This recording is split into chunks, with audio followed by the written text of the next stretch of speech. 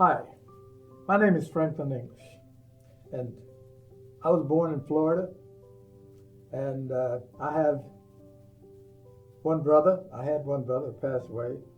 I was born in 1936, so right now I'm 85 years young, but I grew up in West Palm Beach, Florida, and I feel like I want to tell you something about growing up as a kid in a segregated state, in a segregated section of America. And I just want to tell you about my experiences, my life. I had great parents, mother and a father, loving, caring, protective. I can't say enough about them. They were special. And they brought me up, brought my brother up in a great way, loving, caring about people,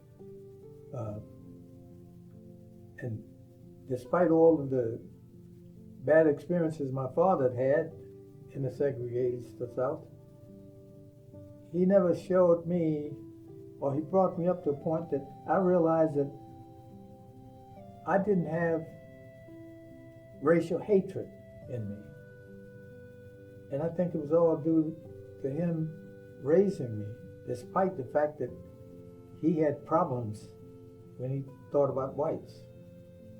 But I'll talk about that later.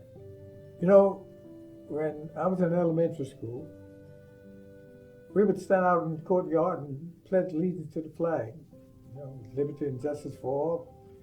And I discovered later in life, as the older I got, when they started talking about separate but equal, I found that what I had been saying in the morning at school, in elementary school, equal and justice for all, that wasn't true. It was not equal and justice for all. And it was not the things that I had been taught. I can remember my brother had a motor scooter, and the chemistry teacher would always send him down to the white school to get a film. And as he had to get the film, he'd walk down the corridors of the white school to go, and he would always pass by the chemistry lab. And he said he looked in and he saw that each one of the white kids was standing before their own bench doing experiments.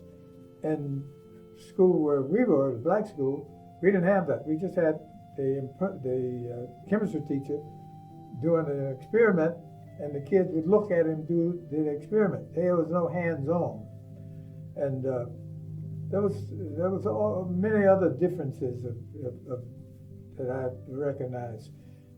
And later, I remember people talking about busing, in the 50s. The early 60s, and they said, "Oh, you can't bus these white kids. You can't bus these kids into these schools. Nobody's busing." Well, all the time I was going to school, there was a bus with white kids coming from Riviera and Jupiter, going past my dad's store, going to the Palm Beach High School. And I learned later, one of the kids on the bus was a football player that I would always read about in the West Palm Beach newspapers. They covered white high school. They never covered black high school. But there was a football player that later became a movie star. That was Burt Reynolds. I remember reading about him. Butch Reynolds. He was an outstanding football player in Palm Beach. And he and another kid, I can't think of his name, but they were two runners, and they were the best, probably halfbacks in football in Southern Florida.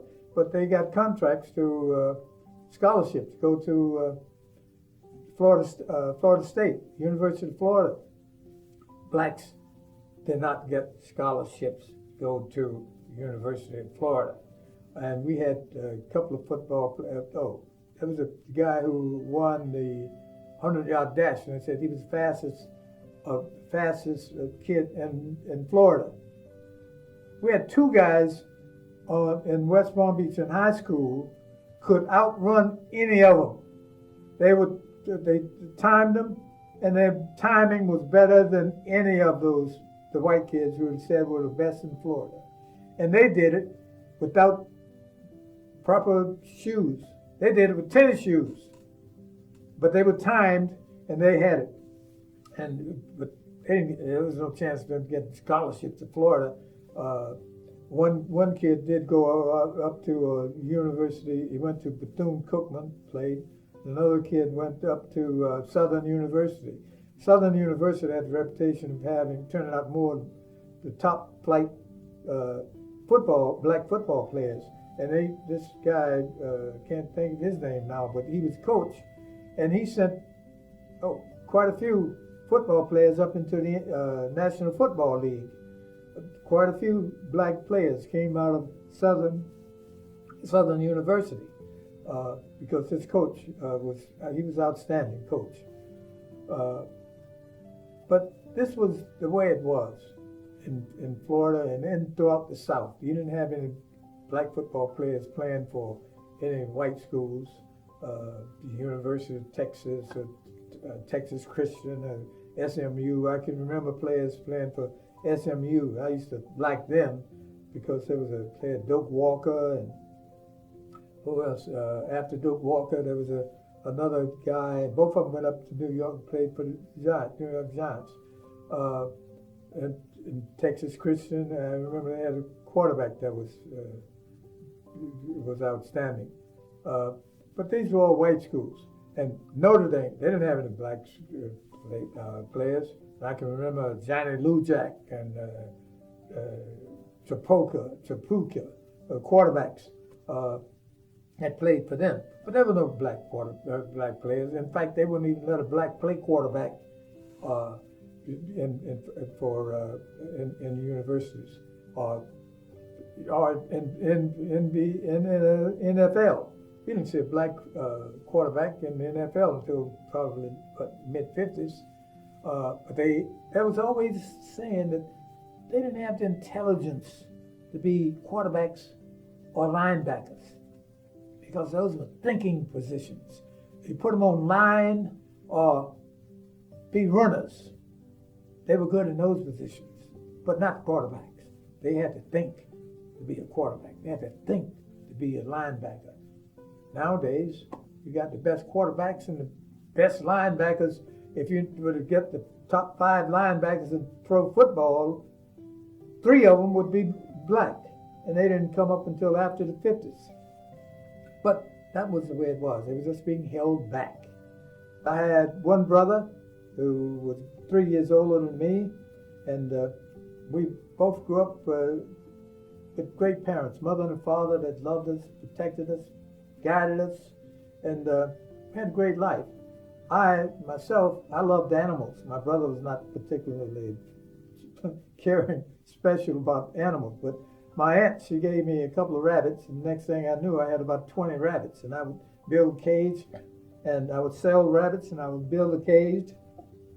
And I had an uncle who found a baby raccoon, and he brought this raccoon to me because he knew I loved animals. And I raised that raccoon, and that raccoon was like a little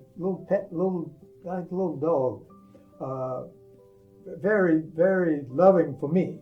And I even had a couple of goats. I had ducks, raised ducks. They were flying all over the neighborhood. I had a cow, and I got that cow as a calf, and we raised him. And the goat would follow me to school, would try to follow me to school, and I would have to run him back. His name was Red. I'll never forget him. It was the love of my life. And I had a great life as a kid growing up. It was special in West Palm Beach. Now, the only thing, my father, he had this business, a grocery store, and he had always looking to expand it. And he grew and expanded to a great degree. And in front of the store, there was a big tree. And under the tree, he had some chairs and benches where people would sit out and they'd play checkers. So there was always people around, and I always read the newspaper. As soon as the newspaper came to the store, I took the newspaper and I would read it. My dad would always tell me, okay, now you put it back just like you found it. Don't take pages out and put them to the back or whatever, because I want to read the paper just like it came. So that was good. And he encouraged me to read, and I read newspapers every day. And one thing that didn't, found that wasn't just to my benefit was I never read that much about blacks until we got to read the newspaper of the Pittsburgh Courier. They had stories of the blacks. And then Ebony magazine came out, Johnson publication came out with the Ebony magazine was a monthly, and a Jet magazine, which was a weekly. And you had to rush to the businesses to get a Jet magazine, because everybody, all of the blacks, tried to get that Jet magazine because it told the stories of what was happening in the black world that the white newspapers or the white press did not look upon. And so I never saw anybody that really looked like me in the white press. Even the mailman, the poster who brought the mail, he was white. I never saw a black fireman. They were all white. The police, they were all white until 1948, 49, when they hired 3 black policemen. But as they hired them, they could not arrest the white man. They had to call for a white backup in order to arrest the man. But if the man tried to get away, the only thing they could do was take his license plate number. But they couldn't hold him. That was the way that was. And I never saw any real heroes except Joe Louis. Joe Louis was a big hero. And I read also about Paul Robeson, who was ahead of me, who was ahead of my time, but he did come into the 40s and 50s. He was a big booming, had a big booming voice, and he had played football. He was Walter Camp All-American football player. I read about that in Jet magazine. And he was sort of like the first of Martin Luther King, because he always talked about the upliftment of the black population, about how it was being held down. And, well, they pretty soon said, hey, this, he sort of got lost in the mix because of, they put the communist tag on him. And I guess you remember that, the communist tag, because Mandela, Martin Luther King, all of them went through that. But it didn't start with them. It was back then. And he was talking about maybe the black man not fighting in wars. But Jackie Robinson, I remember they had a Jackie Robinson before one of these congressional committees, and he was saying, he was disputing what Paul Robeson had been espousing. But that was good. But in football, the only players I knew was UCLA. They had 3 players. Jackie Robinson was one, but Kenny Washington was the man. Then they had Woody Strode. And the Cleveland Browns was the first football team that I saw that had 3 terrific football players. And the NFL at that time, they didn't have many black football players. I can't think of any other than the 3 that Cleveland Browns had. And that was Marilyn Motley and Bill Willis, who was only weighed about 190 pounds tackle. But he was so fast until he was he was terrific. And Horace Gillum, who had the booming punts. He would kick a ball, if it didn't go that distance, but it would go so high until it got downfield, the players were still waiting on the ball to come down from the air. So he was fantastic. But I didn't hear of any other college football. I didn't know of any blacks playing on any of the teams, because the South was segregated, and those white colleges didn't have any black stars, any black players playing.